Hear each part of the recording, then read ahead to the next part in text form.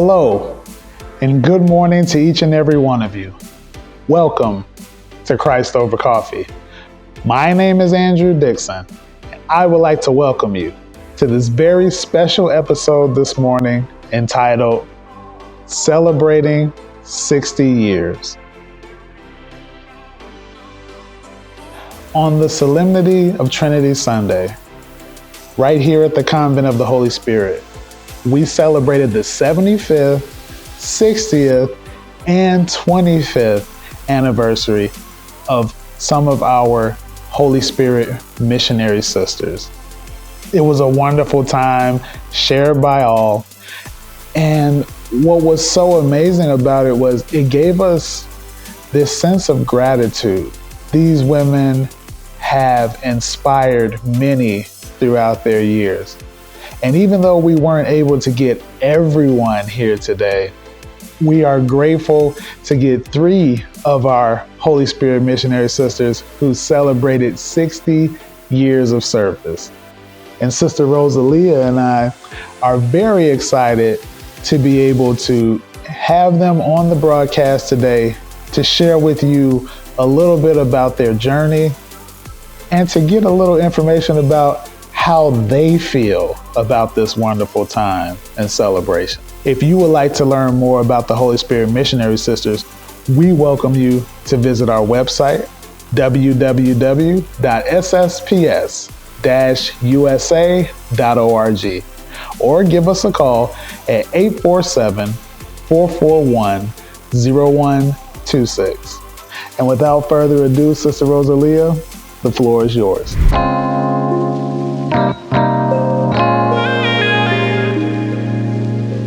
Yes, good morning, Andrew. And I'm privileged to welcome our special guest for our broadcast, the Jubilarians who celebrated the 60th anniversary of their religious vows, Sister Agathe Bramkamp, Sister Carol Welp, and Sister Margaret Anne Norris.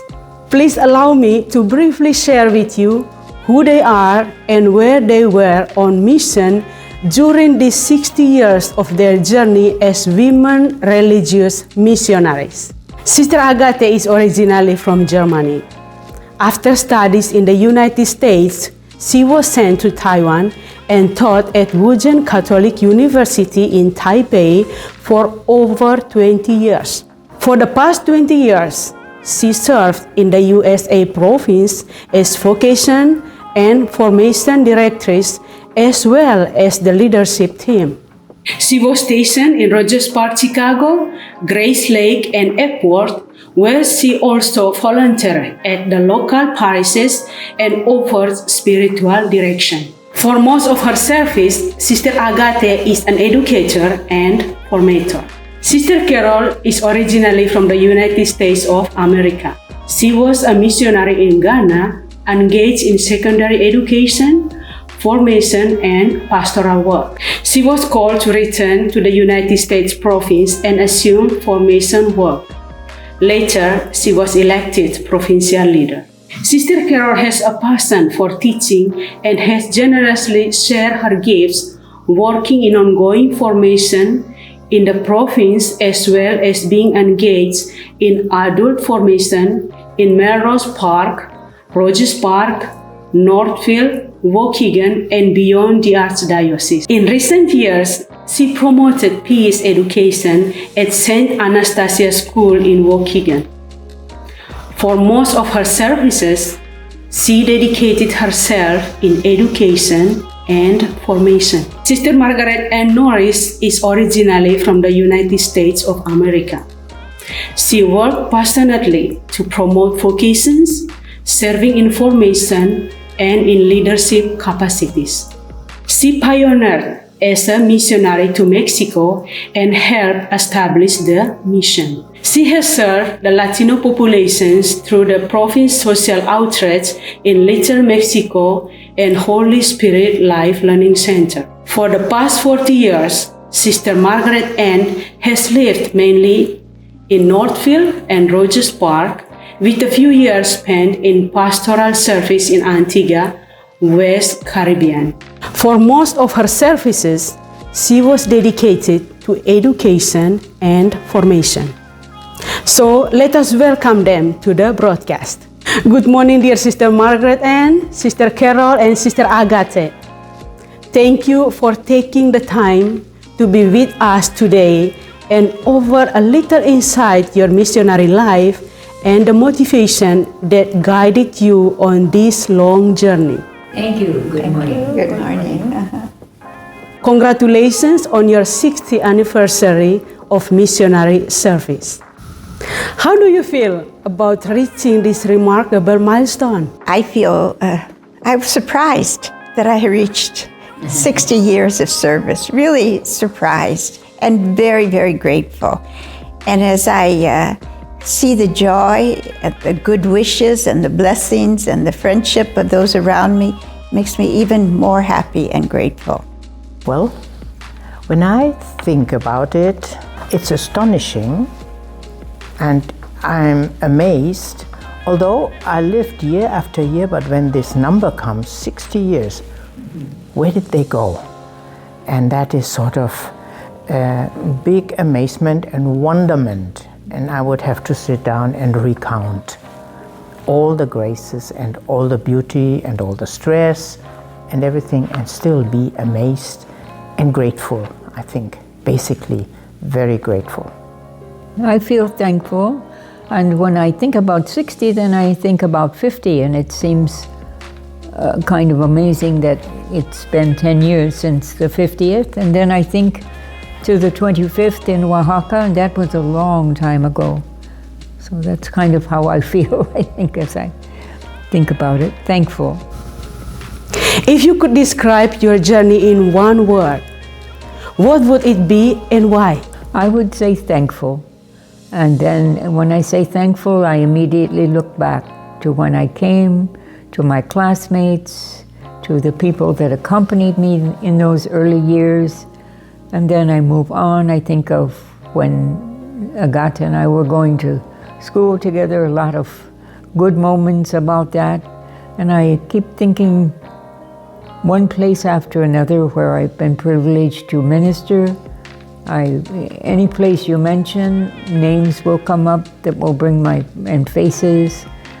And I will think of individuals and wonder, some of them, how they're doing now. Many of them I'm still in touch with in different countries and different places. And I'm just grateful that the Lord put them in my path and that our lives touched, and that in a lot of cases we're still blessing each other because of the marvels of the internet and WhatsApp and emails and so on. Just a real gratitude to the Lord for those people and experiences and the opportunity to be called into this missionary family and to share it with so many people. One word is very hard to capture all that. And so I would say gratitude and amazement. But when I think about all the ups and downs and the travel and being in different jobs and all this, I think about God's care and God's tenderness, even in stress, even in suffering, even in new and bewildering situations. There was always the assurance God is there, and God is there with tenderness. Harshness doesn't come from God. Harshness comes usually from the situation. So my feeling is one of great gratitude and amazement. Why would God love me so? Mm-hmm. And how could I respond the next 50 years? I feel the word that I would use is blessed. I feel very blessed. I feel blessed with life. I feel blessed with the people in my life. I feel blessed with nature and the many places I have seen and been with. And I think all the people I have been with, in some way, helped me to touch God in a deep way. And I feel so blessed because I know that I am loved by God. And I know that love is very unconditional. So even the brokenness in my life, even the brokenness in myself, the brokenness in situation, the brokenness I have caused in other people. Other people may have been hurt before, and I have deepened that hurt. I bring all that to the blessedness of life, because I feel that, it's in our brokenness sometimes that we touch God, or God touches us the deepest. And this helps me realize that life is always touched by God. No matter what comes, God is there, and God is blessing us. And that's why I would say that I think the word that I would describe, my whole life is blessed. Looking back, what advice would you give to someone just starting their journey as a missionary, especially to your fellow SSpS sisters and the young people listening to your story today? Is there any secret you want to share with them about this? I would say that we all need to know that life is what we make it, and with what we receive from God and others. And we all have a choice to focus on the good things and the blessings of life, or to focus on the hurts, the resentments, the pain of life. And what I would say is that the richness of life comes from the richness within a person. So when you reflect on your life each evening, first count the blessings, and then bring any brokenness that is there also right into those blessings, and focus on what is good. Focus what brings joy. And for me, as I celebrate my 60th anniversary, I think I'm going to make the resolution to live the rest of my life with joy and to focus on the good. If someone should ask me, what does it feel like to set out on a journey like enter a convent, go on a new mission, go into a new community, or anything like that, I think the very basic attitude is trust, because those things are originated by God's Spirit. Think of vocation, it doesn't come by itself. There must be some kind of igniting flame that is there, and you notice it. And then I'd say trust your pilot light, trust that the Spirit will guide you, and it doesn't always go the big highway, sometimes dark alleys, and sometimes frightening places, and sometimes loneliness, and sometimes not knowing where to turn anymore. But if you trust that God is the originator, and God is love, and God will get you where you are supposed to go, and this kind of attitude also will make things different. You are not clenching your teeth because of it, but you might suffer, but you might rejoice in it too. And that kind of attitude, it's a little bit, I call it's trusting, it is letting go, but it is also adventurous. You've got to have a sense of adventure. It's I dare it, I dare it. And you invite me, so I say yes for this step too. And as I said, God is tender and merciful and loving and is there all the time because it's part of God. I would follow up with what Sister Carol and Sister Agathe said. Trust that the one who called you, who's stirring something in your heart, or who stirred something in your heart, the one that you are trying to listen to, has a bigger plan than you can see. And when you look back, you see so many times that perhaps you were concerned or frightened, and you see how it worked out, and you're grateful. It's just amazing as you look back how it all works out. And a practical point to that, I would say, is each day take some time in the evening to look back and count the blessings of that day. That will help you trust for tomorrow. Each day look back on the day and think of people that you have been blessed, able to bless the people who need God's blessing. And reach with your prayer, with your concern toward those people who need that. Be aware that you've been called to a mission. You've been called to touch lives, and that it's God who called you. He has a reason for where He places you and the people He places in your life.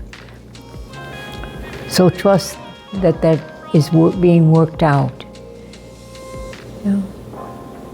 That's what I would say. Thank you so much for sharing your incredible journey with us.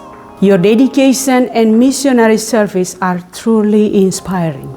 Congratulations once again on your 60th anniversary.